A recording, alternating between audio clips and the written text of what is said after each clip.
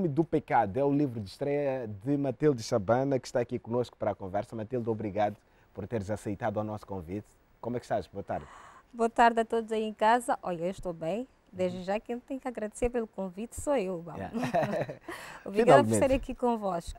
Finalmente, Matilde, chegou o teu livro.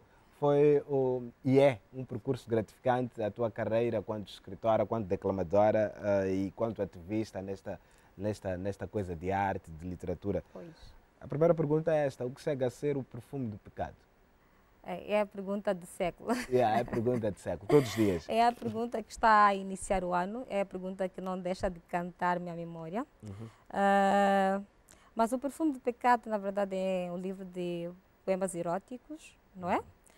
E esta contradição do título, para quem lê com atenção, encontra o perfume depois do pecado, é mais ou menos uma forma de reflexão naquilo que é bom, mas é proibido. Okay. Esta é uma forma resumida de dizer o que é o perfume do pecado. Ok. Yes. Okay. E a tua inclinação é esta, investir e apostar numa escrita e numa poesia erótica? Na verdade, ou foi produto do acaso? Não, não foi produto do acaso. Este livro surge mesmo no contexto de diversas conversas que eu já tive com diferentes mulheres sobre realmente a vida íntima, a vida dos. Então, em algum momento eu senti que nós ainda estamos numa sociedade que tem alguns preconceitos, alimenta alguns tabus, principalmente à volta da sexualidade feminina. Então, nisto, eu achei melhor tentar buscar um grito de socorro destas mulheres que ficam caladas. Mas deixa-me já dizer que este livro tem 3 dimensões. Há muitas interpretações à volta do mesmo, mas a primeira é, na verdade, desconstruir este preconceito, não é? Revogar aquilo que se diz ser proibido, mas que, na verdade, em algum momento faz bem tanto para a mulher como para o homem. A segunda dimensão é trazer à tona que a mulher, na verdade, não é uma máquina operacional, não é? Que o homem tem que olhar uma mulher como poesia, já dizia Vinícius de Moraes. A terceira dimensão é deixar claro um convite ao universo masculino para com a mulher, isto é, permitir que um casal tenha uma vida, uma vida mais íntima, aberta, onde a mulher também possa ter espaço para expressar os seus desejos, dizia, mais inusitados. Ok. Certo. Okay. E isto, do ponto de vista de criação poética, o que representou em termos de capacidade de imaginação, o trabalho de rigor com a palavra, com a construção? Fale dessa experiência toda. O processo criativo foi muito difícil, David. Yeah. Mas eu gosto de desafios, acredito que David já sabe disto. Em algum momento eu fiquei na esteira do cansaço. Deitei-me e achei que não poderia levantar e terminar a obra. Foram 3 anos de trabalho, depois um ano, quase um ano, vamos lá no processo de edição até a impressão. Mas eu percebi que eu queria tirar isto, eu queria dar voz a estas mulheres que se calam, estas mulheres que não têm espaço. Eu decidi que ia arcar com as consequências. É um livro que, na verdade, vai ficar sob o julgamento do tempo, não é? Por causa da temática e, sobretudo, por ele ser completamente erótico. Não foi fácil, do princípio ao foi fim, muito difícil trabalhar nesta temática. Agora, diga-me, é um exercício, de certo modo, complexo, conforme assume aqui, que foi um processo complexo, criar estes poemas, escrever estes poemas. O que torna estes poemas difíceis ou complexos de as elaborar? Ou de os elaborar, os poemas? Gosto da questão da vida. É mesmo, a resposta está na questão anterior, o trabalho da linguagem. Porque, em algum momento, existe aqui uma tendência de se confundir a poesia erótica com a poesia pornográfica, aquela que fazem os escritores como Boquete, não é? Bernardo Guimarães. Mas eu devia trazer isto numa vertente em que não transmitisse ou não ficasse assim explícito. Que não vulgarizasse. Que não vulgarizasse também a obra. A escrita e a obra, ok. Não vulgarizasse. Então, isto exigiu de mim que buscasse mais capacidades para pensar, mais capacidades para conseguir as figuras de estilo para cada texto, e não foi fácil, foi muito difícil. Porque lá está, uma das questões que se colocam ao nível da poesia erótica que se discute muito é a repetição, não é? O autor muitas vezes corre o risco de repetir-se, porque culmina sempre para uma narrativa com os mesmos efeitos. Sim. E o grande problema é conseguir escrever um livro com essa dinâmica toda e não cair nessas repetições. De fato. O que andaste a ler e a ouvir? Ok. Eu li muito a Edith Klubank, é um nome muito difícil de pronunciar, é de origem alemã. Ela também é brasileira, ela surge antes da Gilca Machado, porque quando a gente fala deste tipo de texto, viaja mais pela Flor Bela Espanca, Gilca Machado, mas eu gosto também de experimentar ou explorar autores que não são vistos ou não são divulgados. Eu fui encontrar a Adelaide, que o Dimitrieve Id também ficou conhecida como Colombina, ou a Poetisa do Amor. Ela fez lá uma obra que me interessa bastante e eu gosto muito. Era a Rapsódia Rubra, Poemas à Carne. Ela fez esta obra num espaço de sonetos. Eu li bastante e me identifiquei. Visitei também Flor Bela Espanca, Gilca Machado, os cantares de Salomão, não é? Aqui em Moçambique visitei Virgílio de Lemos, mas confesso que gosto muito de alguns poemas da Lica Sebastião. Pouco se fala desta escritora, mas eu pude ver uma obra por ela escrita, muito bem interessante, com uma linguagem bem fina, não é?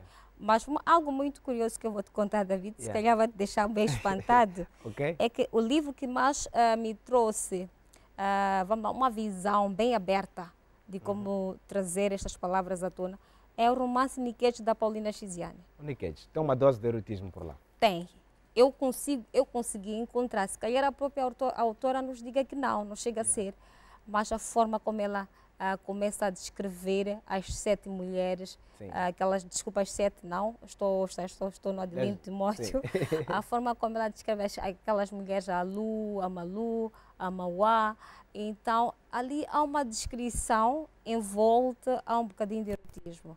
E também há um cenário neste romance em que elas fazem uma orgia para o marido polígamo. Olha, ela descreve isto num cenário muito eloquente. Eu gosto muito daquela descrição, daquela narrativa.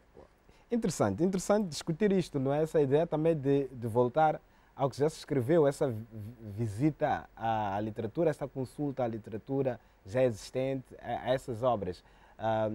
E que faz o autor, no seu caso, também crescer e questionar a própria estética dos poemas, no seu caso. O que esta experiência de consultar os outros autores te permitiu perceber sobre a tua própria estética, sobre a tua própria forma? Que na verdade a escrita não tem limites. A escrita não tem, David, porque nós estamos atualmente em cenários literários onde se discute muito a qualidade das obras que a gente expõe no mercado. Mas em algum momento eu gosto, porque alguém já disse isso num evento e eu pude acompanhar, posso não mencionar o nome do escritor em causa aqui, eu me lembro bem quem foi, que, sabe, nós no fundo não temos, não podemos, logo a pior, julgar a qualidade de uma obra, não é? Então a escrita é diversificada. Os pensamentos, na verdade, também são um mar inesgotável. E é um exercício de libertação. Então, deixemos os autores se libertarem. Sim, é de libertação. Mas esse teu comentário já me leva a um ponto. A libertinagem. Essa libertinagem, atenção, David, não se confunda com autobiografia. Yeah. Este livro não tem Matilde Shabana que está aqui neste momento. Não, não. Aí há histórias reais que foram trabalhadas, percebe, vozes reais que foram trabalhadas. Em algum momento posso ter metido o meu sujeito, né? Em algum juízo. Tens que estar. Em algum juízo, mas não é sobre Matilde Shabana este livro. E também, é claro, acho que foi Fernando Pessoa que disse que o poeta é um bom fingidor, né? É um bom fingidor e é interessante. Devo concordar. É interessante aqui recordar isto.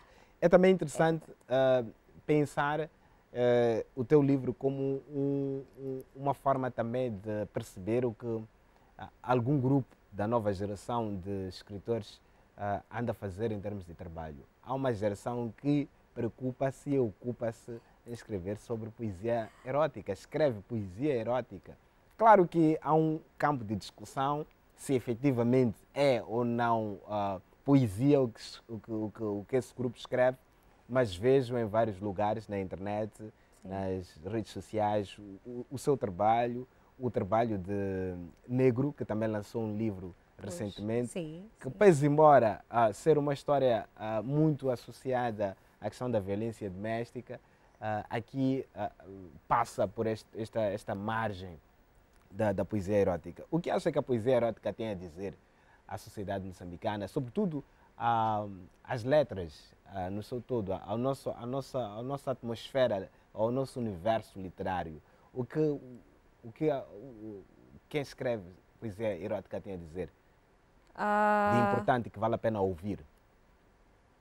é o seguinte, não existe limite, tem aí uma frase do Epicuro, ah, nas frases mesmo iniciais, que na verdade, em algum momento, nos leva a pensar que não existe algum limite para satisfazer os desejos, não é? Só podia ser o Epicuro. Sim, porque até filósofos, grandes pensadores, já disseram que o ser humano, primeiro, se sustenta-se à base de necessidades fisiológicas. O Epicuro é defensor disso, né? Como filósofo, como Exato, pensador. tem o Maslow, tem outros. Então, para a nossa sociedade, particularmente, eu sinto que nós ainda nos alimentamos de preconceitos, tal que mesmo as campanhas de educação sexual nas escolas, para atacar a rapariga, ainda são um bocadinho fechadas. Ainda há uma timidez aqui. O que eu quero é deixar ficar que, na verdade, isto não abala a cultura. Até porque, para mim, o amor não tem raça, não tem cultura. Mas a cultura pode sim influenciar as diferentes formas de amar. Então, o fato de minha cultura ser conservadora não significa que, em algum momento, eu estou inibida, eu mulher, de expressar os meus desejos mais inusitados. Não, eu não concordo com isto. Há mulheres adultas, David Bam, com quem já tive a oportunidade de conversar, que estão casadas, mas na verdade já estão divorciadas. Estão divorciadas porque elas não têm este espaço de poder, neste caso, exprimir aquilo que a sua alma pede, não é? Por causa deste preconceito, porque a mulher, em algum momento, ela não pode dizer isto, ela não pode solicitar que seja feito aquilo. Eu não concordo muito com isto. Então, temos que quebrar estes preconceitos. Afinal, se estamos casados, queremos nos pertencer um ao outro.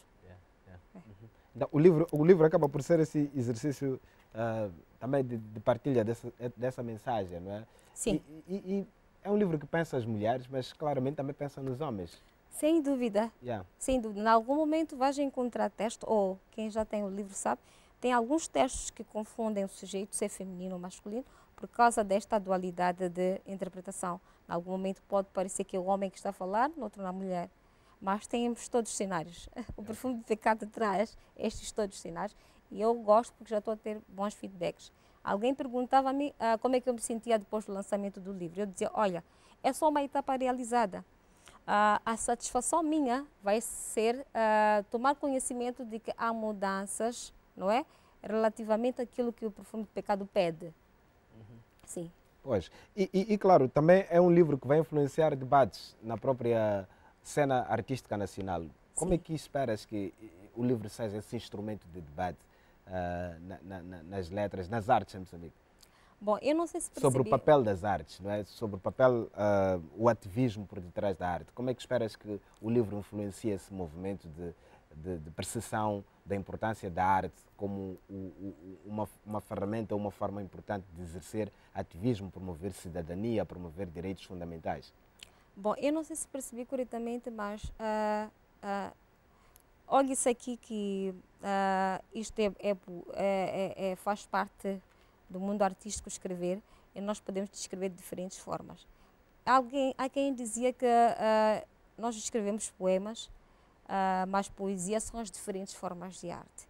Agora, cabe a nós também encontrar a vantagem que isto pode nos trazer na sociedade. Nos debates, eu acredito que também pode haver muito por se aproveitar dentro desta obra. Eu sei que este livro vai ser muito julgado de acordo com o tempo, eu estou ciente disto. Alguém me perguntava também se eu estou preparada para o que pode vir a acontecer relativamente à minha pessoa por causa da obra. Eu disse que estou, porque eu estou ciente. Mas isto te deixa a pensar profundamente nisso?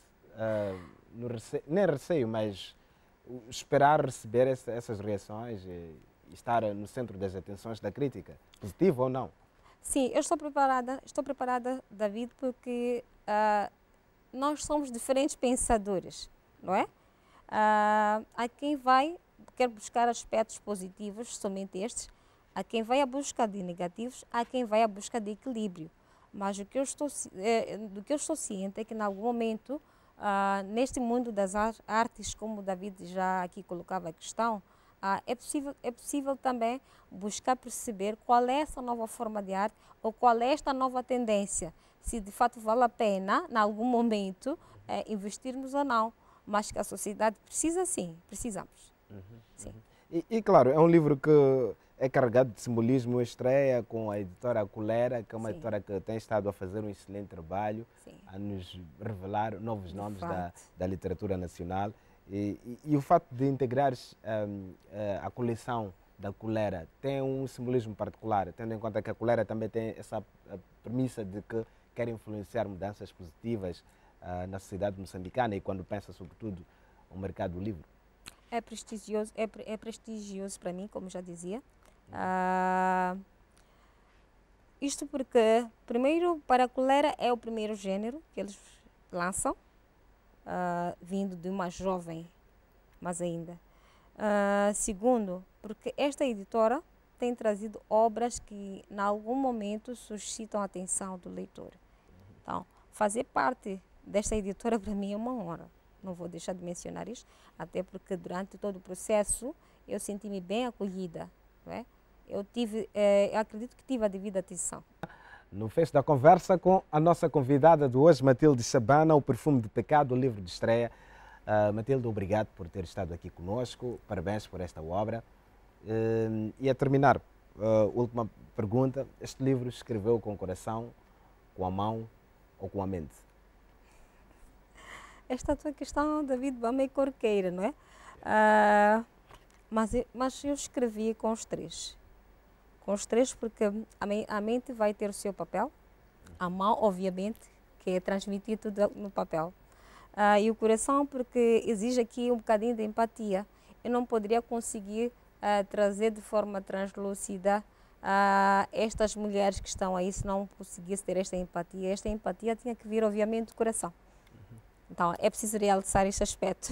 Claro, claro. Escrevi com todos os três. Com todos os três. Um grande abraço, parabéns mais uma vez, voltaremos a conversar.